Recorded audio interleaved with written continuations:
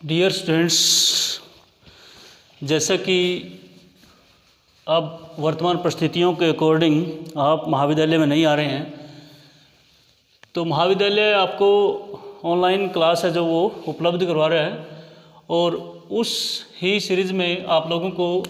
भूगोल विषय से संबंधित लेक्चर है जो वो मिलने शुरू हो जाएंगे। अब कुछ सिलेबस हमने कर लिया था, स्टार्ट कर लिया था, कुछ सिलेबस का भाग आगे है। नेक्स्ट चैप्टर में आपको बता रहा हूँ वायु फोटोग्राफ की व्याख्या, aerial photograph, interpretation of aerial photograph, वायु फोटोग्राफ की व्याख्या। ठीक है, बड़ा ही आसान है, मैंने आप लोगों को पहले ही बता रखा है। इससे पहले जो चैप्टर था हमने वायु फोटो के बारे में पढ़ा, इसका इतिहास क्या है, कब से ये शुरू हुआ, किस प्रकार से ये वायु फोटो लिया जाता है, कौन से इसमें साधन प्रयोग किए जाते हैं और कौन कौन से मेथड इसके लिए यूज किए जाते हैं। इसमें किस प्रकार की जो फ़ोटो लेने के लिए जो फिल्म है वो कौन कौन सी इसमें प्रयुक्त की जाती है, कौन सा स्पेक्ट्रम और कौन सी किस प्रकार की प्रक्रिया जो अपनाई जाती है, वो बिल्कुल हमने डायग्राम के माध्यम से जो उसको समझा है। अब जो नेक्स्ट चैप्टर है मैंने आप लोगों को बता भी रखा है, जिस भी यूनिट का आपका जो E1 जो चैप्टर है, यानी कि दूसरा,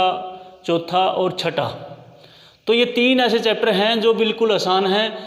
पहले में क्या बता रखा है, जैसे कि वायु फोटो के बारे में बता रखा है, किस प्रकार लिया जाता है, किस प्रकार की एक्टिविटीज़ उसकी होती है और किस प्रकार की संरचना या किस प्रकार का डायग्राम उसमें बनता है। थोड़ा सा जटिल है क्योंकि सारा का सारा कंप्यूटर बेस्ड है और साइंटिफिक तरीके से इसको बताया जाता है। लेकिन दूसरे में, उसके नेक्स्ट में उसके बारे में बताता है भाई उसका फ़ायदा क्या है, उसकी व्याख्या किस प्रकार से की जाती है, उसका हमें मतलब व्याख्या करने के लिए कौन कौन से तत्व आते हैं, इस प्रकार की बात आएगी। इसी प्रकार से नेक्स्ट जब यूनिट आएगी रिमोट सेंसिंग से संबंधित, तो उसमें उसके पहले चैप्टर में क्या आएगा भाई, रिमोट सेंसिंग क्या है, किस प्रकार से वो कार्य करती है, कौन सी उसमें थ्योरी लगती है और किस प्रकार की प्रक्रिया होगी और किस प्रकार का डिज़ाइन उसका होगा, वो बताया जाएगा। और उससे नेक्स्ट फिर जो फोर्थ चैप्टर है उसमें आप लोगों को उसके फ़ायदे क्या हैं, उसके कौन कौन से तत्व हैं, किस प्रकार से हमारे लिए वो उपयोगी होता है और किस प्रकार से हम व्यवहार में उसका प्रयोग कर सकते हैं, इस प्रकार की बातें आती हैं, यानी कि बिल्कुल आसान। इसी प्रकार से थर्ड यूनिट होगी जो, उसमें GIS है, जियोग्राफिकल इंफॉर्मेशन सिस्टम जो, तो उसके बारे में पहले में बताया जाएगा भाई इस प्रकार से होगा, और नेक्स्ट में उसकी व्याख्या से संबंधित और उसका फ़ायदा, महत्व और कहाँ पर उसको अप्लाई करते हैं। बिल्कुल आसान सी बात है, इसमें कोई ज़्यादा बड़ी बात नहीं होगी। जैसे ये जो चैप्टर है हमारा वायु फोटोग्राफ की व्याख्या, इसमें 3 क्वेश्चन बनेंगे।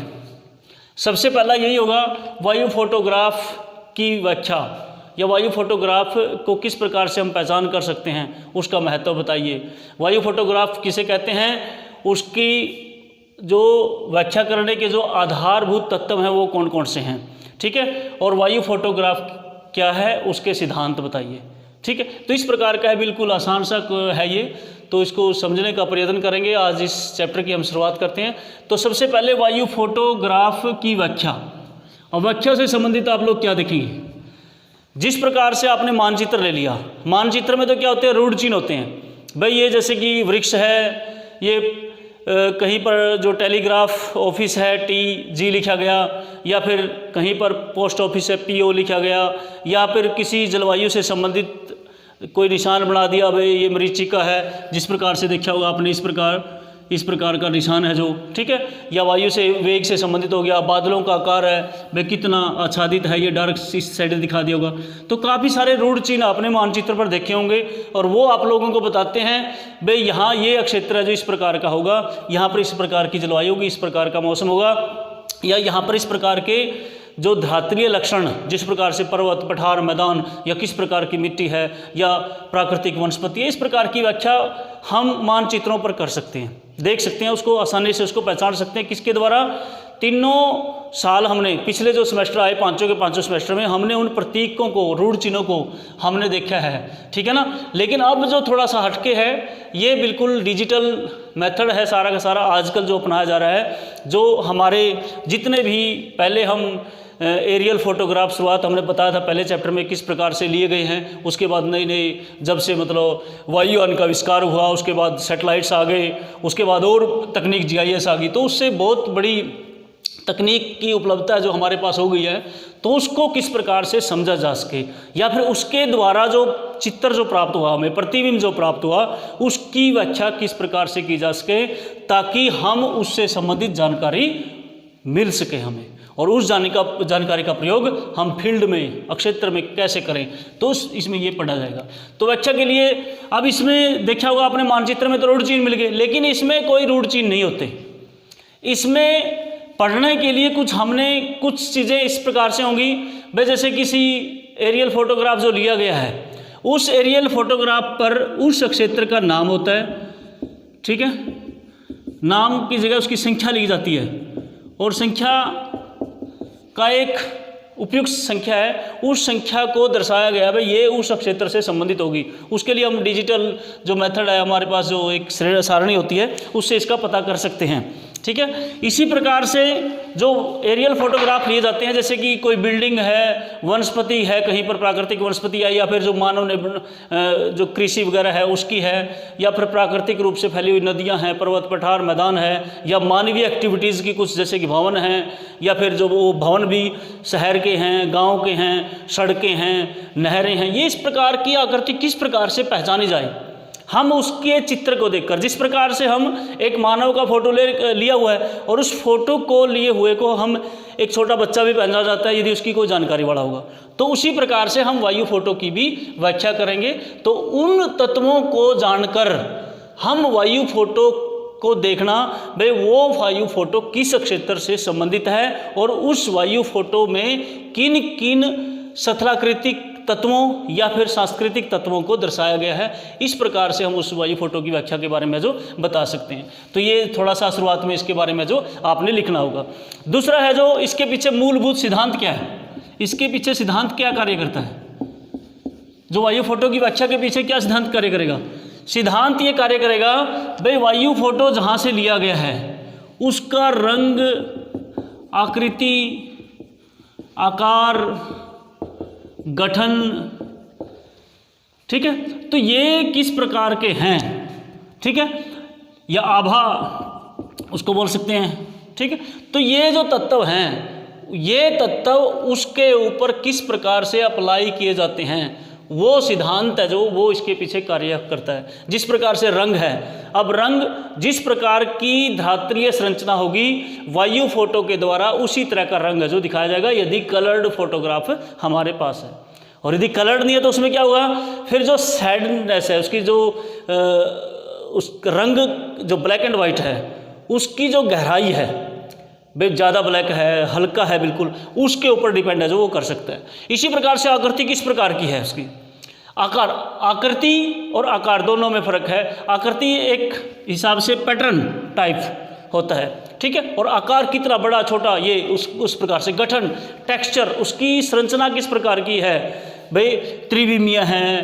आयताकार है, या फिर पंचभुज है, इस प्रकार से। आभा एक सामान्य दिया गया चित्र, आभा उसको कहते हैं, वे एक अवास्तविक, सही नहीं, बिल्कुल एक थोड़ा सा जिस प्रकार से कोई ऐसा लगे हमें वे कोई वृक्ष है, ठीक है, उस प्रकार से, या फिर कोई घर है या कोई बड़ा भवन है, वो थोड़ी सी आभा, उसके आधार पर उस सीधा उसको देखकर ही जो कार्य किया जाता है इन पीछे, तो वो उसका सिद्धांत है जो वो कहलाता है। तो वायु फोटोग्राफ की व्याख्या से संबंधित जब बात उसके सिद्धांत की आती है तो इन तत्वों को ध्यान में जो रखा जाता है। इसके बाद है जो वायु फोटोग्राफ, यदि हम पढ़ रहे हैं इसके बारे में,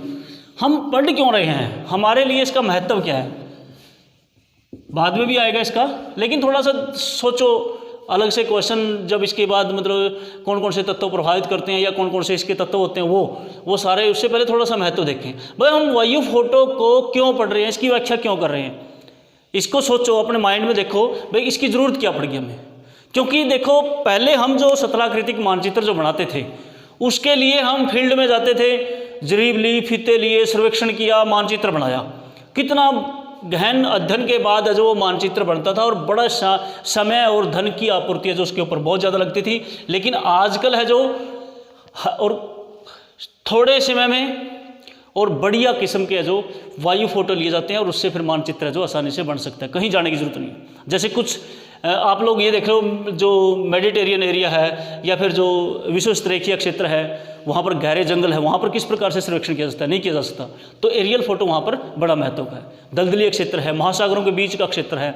या फिर पृथ्वी के नीचे जो खनिज हैं उनके बारे में जानकारी प्राप्त करनी है, तो वो सर्वेक्षण से इतना आसानी से नहीं था, लेकिन इन्होंने हमारा काम है जो आसान कर दिया है। या फिर जो फ्यूचर की जो प्लानिंग है, हमारी एक देश की प्लानिंग है, भाई हमने यहाँ पर ये डेवलप करना है, यहाँ पर एजेंसी कोई लगानी है, खान लगानी है, यहाँ पर तेल का खोज हुई, यहाँ पर तेल कुएं खोदे जाएंगे, कोयला निकाला जाएगा, ये इस प्रकार की चीज़ें हैं जो वायु फोटो जो होता है हमारा, उसकी व्याख्या हमारे लिए ज़रूरी है जो वो बन जाती है। इसके बाद इसको वायु फोटो की व्याख्या को प्रभावित करने वाले कारक, फैक्टर अफेक्टिंग वाले, प्रभावित करने वाले कारक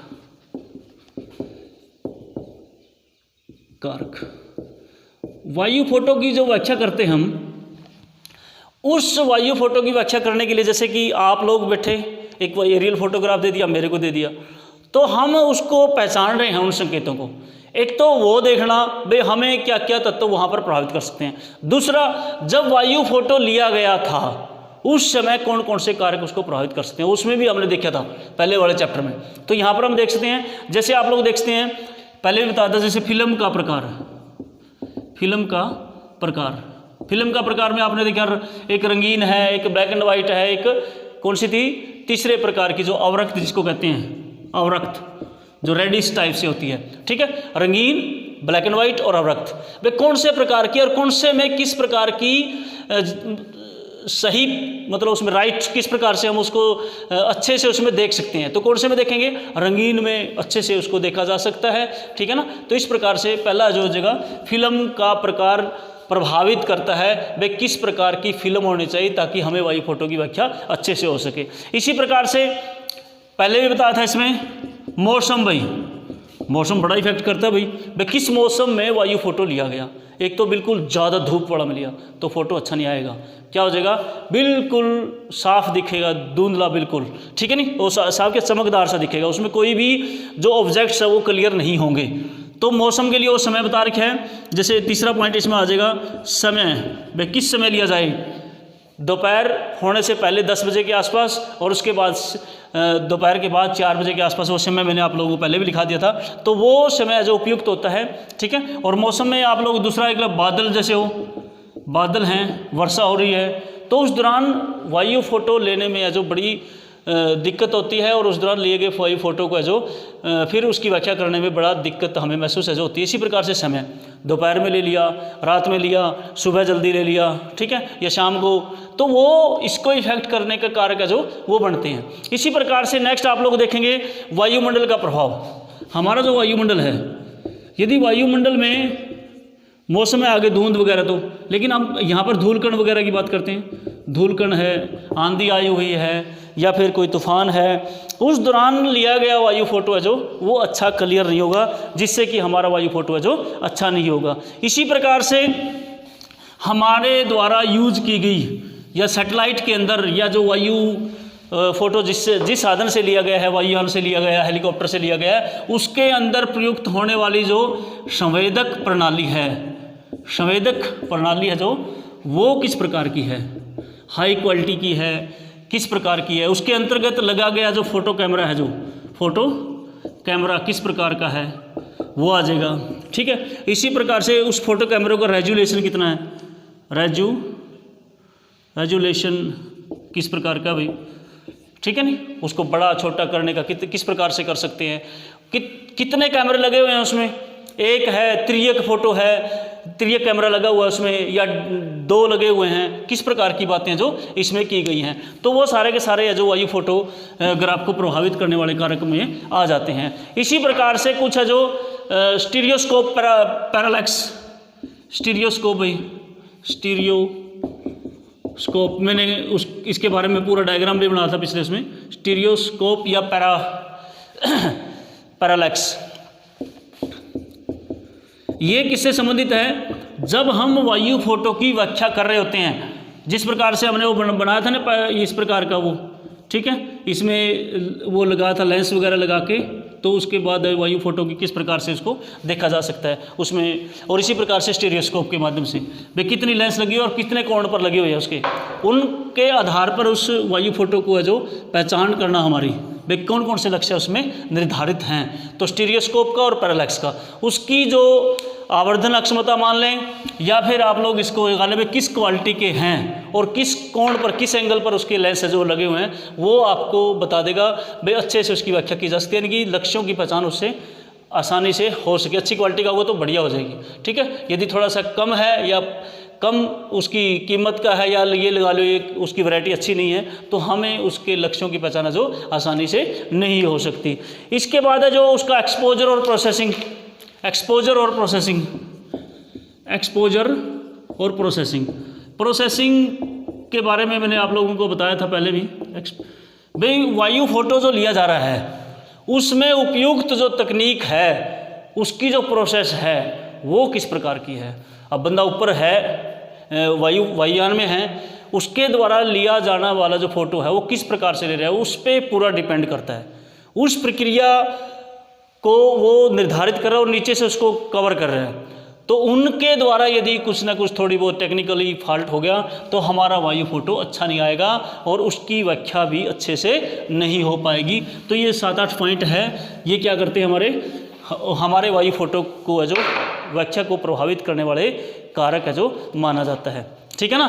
तो इसके बाद है जो वायु फोटोग्राफ को प्रभावित करने वाले कारकों के बाद बात आती है हमारे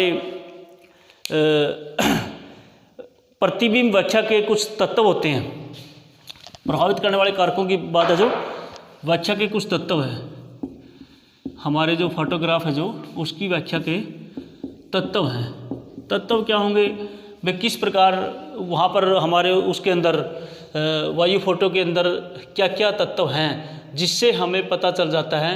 भाई ये तत्व है और यहाँ पर इस एरिए में ये चीज़ें या ये वस्तुएं जो पाई जाती हैं, या फिर इस प्रकार का भौतिक स्वरूप यहाँ का होगा, या यहाँ का इस प्रकार का सांस्कृतिक प्रतिरूप होगा, या फिर मानव द्वारा बनाई गई कुछ क्रियाएं वहाँ पर दिखाई देंगी, या फिर प्राकृतिक रूप से दिखाई देंगी। तो वो व्याख्या के तत्व है जो इसमें गिने जाते हैं। तो दूसरा इसका आ जाएगा उसकी प्रभावित करने वाले कारक और व्याख्या के फोटोग्राफ की व्याख्या के तत्व, वो कौन कौन से होते हैं। तो वायु फोटोग्राफ की व्याख्या के तत्व इसमें आप लोग के सारे जो 2 प्रकार के होते हैं, ये बिंब संबंधी विशेषताएँ व्याख्या के तत्वों में। एक तो बिंब संबंधी, 2 भागों में बांटते हैं इसको, बिंब संबंधी विशेषताएं एक तो, और दूसरा है हमारा धरातल से संबंधित विशेषताएं, धरातल से संबंधित विशेषताएं। अब बिंब संबंधित विशेषताएं उसमें देखा होगा आपने प्रभावित करने वाले कारकों में, तो हमने क्या देखा था, उसका रेजोल्यूशन कितना है, उसमें कैमरा किस प्रकार का लग रहा है, उसमें कितनी ऊंचाई पर वो उड़ रहा है हवाईयान, ये सारे के सारे क्या है बिंब से संबंधित विशेषताएं हैं। वो हमें बताएगी भी कितनी क्लैरिटी उस प्रतिबिंब की आएगी, ठीक है। इसी प्रकार से धरातल से संबंधित विशेषताएं कौन सी हो जाएगी भाई, धरातल की जो सतलाकृतिक है, सतलाकृति है किस प्रकार की है, धरातल की जो सतलाकृति किसी है, पर्वत है,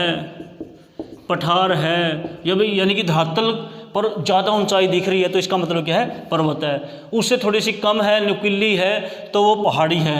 ठीक है। और ऊंचाई थोड़ी सी कम है लेकिन बिल्कुल सपाट है तो पठार है, और उससे भी कम यदि ऊंचाई है तो फिर क्या है मैदान है, ठीक है। यदि उसके अंदर पानी या मतलब जो कलर्ड से टाइप है जो एक ऐसी संरचना है जो वो दिखाई जा रही है, वो तो नदी है वहाँ पर, ठीक है। और यदि सीधी है और लेकिन गहरी कम है तो उससे क्या है मानवीय आकृति जो दिखाई देती है भाई, यहाँ पर नहर हो सकती है, सड़क हो सकती है, या फिर रेल लाइन हो सकती है। ये कुछ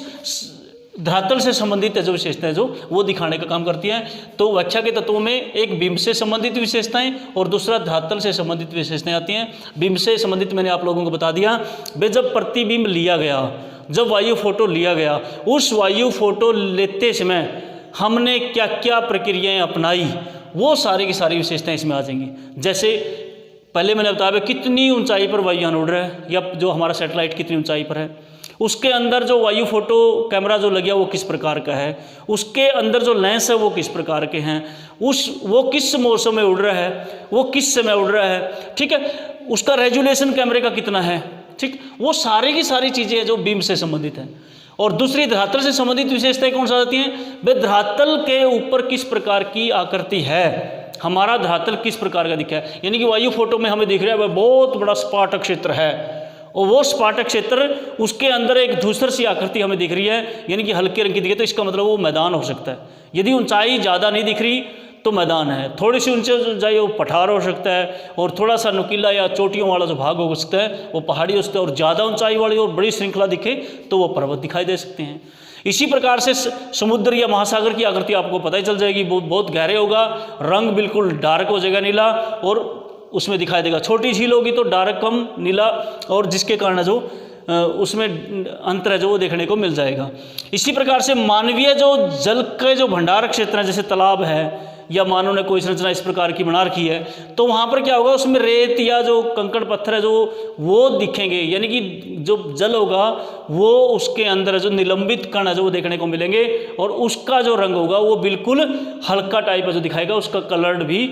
ऐसा नहीं होगा जिस प्रकार से प्राकृतिक जलराशि जो होती है। तो काफ़ी सारी चीज़ें होती है धरातल से संबंधित विशेषताएं, तो उन विशेषताओं में आप लोगों को ये आपने डिफाइन है जो वो कर ली है। तो इस प्रकार से व्याख्या के तत्व है जो वो आ जाते हैं इसमें, ठीक है। तो इनको हम किस प्रकार से जो वायु फोटो की व्याख्या के जो तत्व हैं किस आधार पर मतलब देख सकते हैं उसको, उसके अंदर जो नेक्स्ट फिर क्वेश्चन आ जाएगा, वायु फोटो तत्व के जो आधार हैं उसको हम नेक्स्ट वीडियो में देखेंगे। उसके लिए मैं एक बार इसको रोक देता हूँ, नेक्स्ट फिर इसी में लगातार हम देखेंगे। Thank you.